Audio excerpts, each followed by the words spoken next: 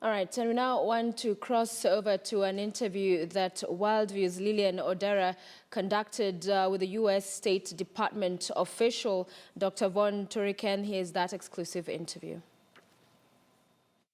First of all, Dr. Von, thank you so much for making time to speak to KTN News. Well, thank you so much.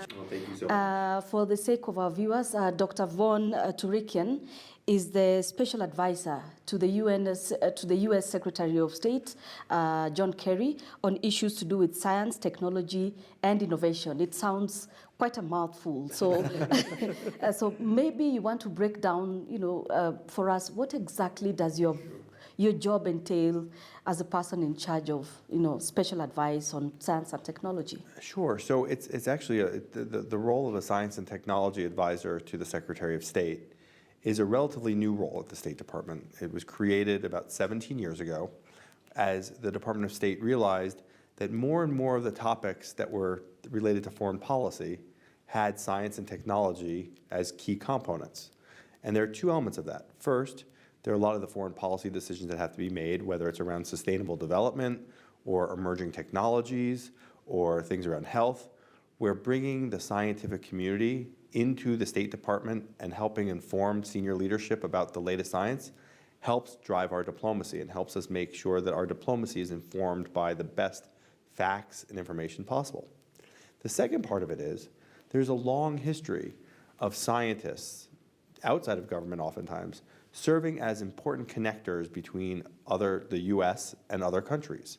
And so one of the things we try to do more and more of is to encourage the outreach to the non-governmental part of the science and technology community in the United States to make sure that they're aware of the types of things that are foreign policy priorities for the United States.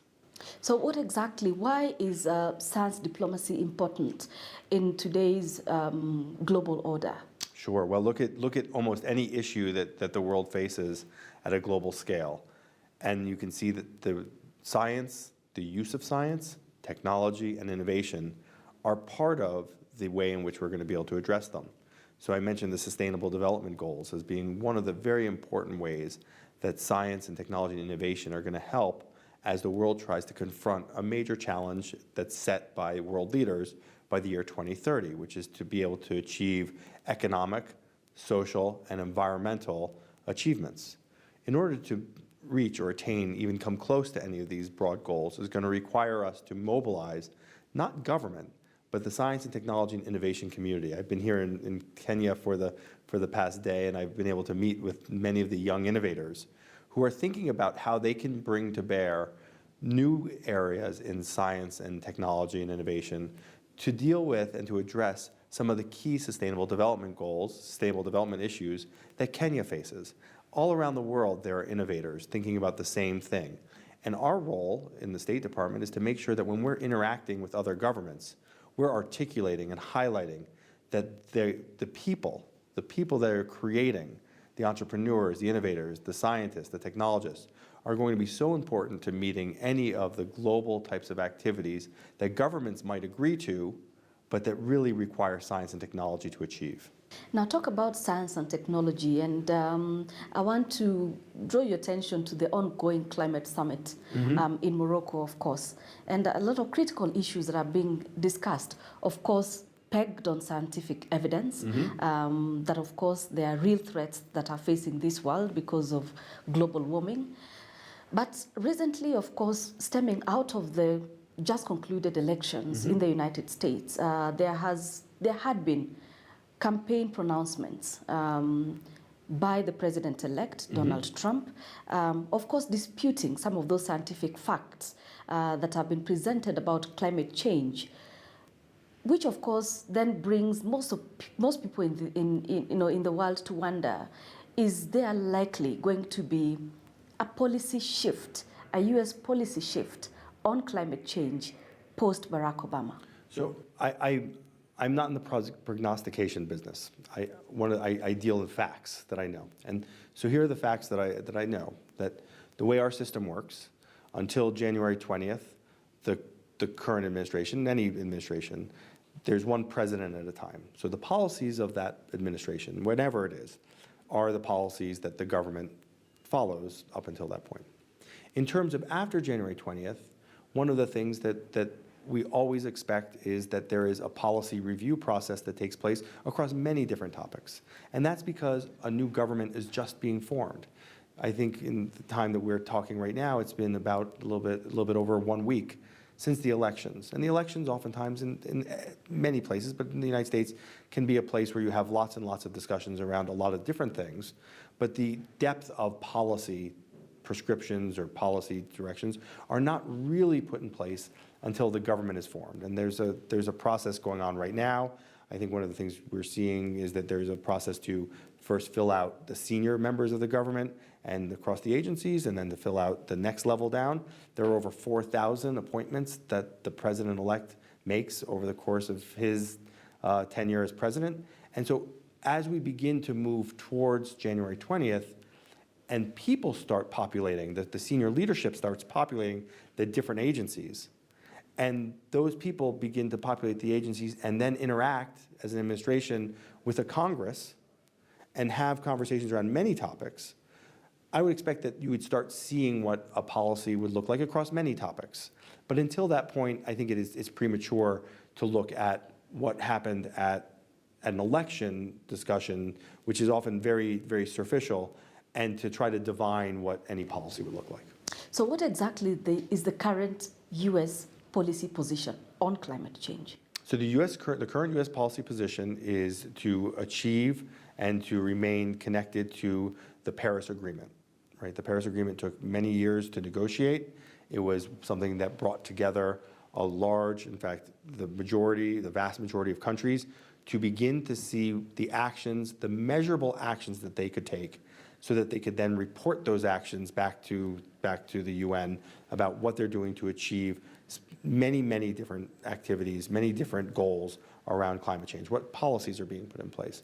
So the U.S. position has been for a number of years, in fact, since 1992, when we first signed the UN Framework Convention on Climate Change and it was ratified by Congress, to look at the UN Framework Convention on Climate Change as the way to bring together countries, all countries, to take real steps to take action on climate change as the science sort of dictates, as the technology allows, and as knowledge about mitigation and adaptation becomes more a part of the way that we can understand how to deal with the things that are better understood. And so that's been a tenet of U.S. policy since 1992, is to make sure that a policy is grounded in the science, to make sure that the technological developments are consistent with and can contribute to the objectives laid out in the Framework Convention in 1992, and then to work with other countries to come out with the most effective way to address something that is a global challenge, that has global implications, but also global contributions. Great, and maybe just in closing, as my final thoughts, going back to sustainable development, and looking at how the world could possibly move together in unison in this sustainable manner. Of course, in this part of the world, sometimes we debate whether really we want to talk about sustainable when people still do not even have basic are struggling with basic commodities like food and shelter. So what really do you see as the role of innovation and technology in being able to propel the country towards sustainable development? So there are many, but I'll focus on one. Earlier today, I met with a young entrepreneur who had started a company that was focused on increasing agricultural productivity. 80%, I think, of the workforce in Africa is in the agricultural sector. 60% of the economic productivity is from agriculture. So how do innovators, young people that are thinking about how to take their knowledge, their science, their technology to local needs, to things that actually are relevant to the people of a country or of a region, and to apply that to actually make something like agriculture more efficient, more productive, more economically beneficial, and more able to service a larger number of people without or while reducing the amount of resource inputs into it, like water or other things. That is an innovation and a science and a technology input. And what that means is you're actually solving an economic problem and a social problem and using science and technology to do that in a way that addresses the environmental concerns. So it's reaching sustainable development. It itself is not sustainable development. Great. Maybe a final one Yes, before I please. let you go. Before I let you go, a sensitive one. I mean, I love your policies and they're brilliant and forward-looking. Do we still expect to see you even after this administration? After the current administration, yes, because one of the things that was created, and this was I think, very important. I am not a political person. My job is to make sure, so my position is actually, the technical parts of it, when it was set up, is it's a 3-year position. But I will be here after this administration because my job is to make sure whoever the Secretary of State is, whoever the senior leadership is in the State Department, that I can help them have access to the best science and technology that they need to do their job.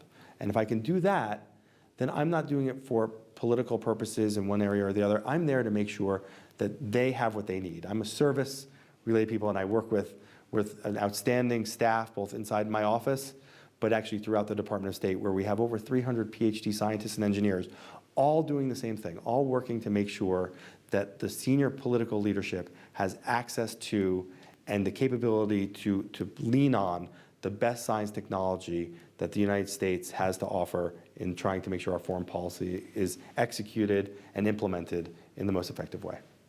Dr. Von Turiken, thank you so much for making time for KTN News. Thank you. I very much Thank you so appreciate much. it. Thank you. Thank you very much. Thank you. Thank you.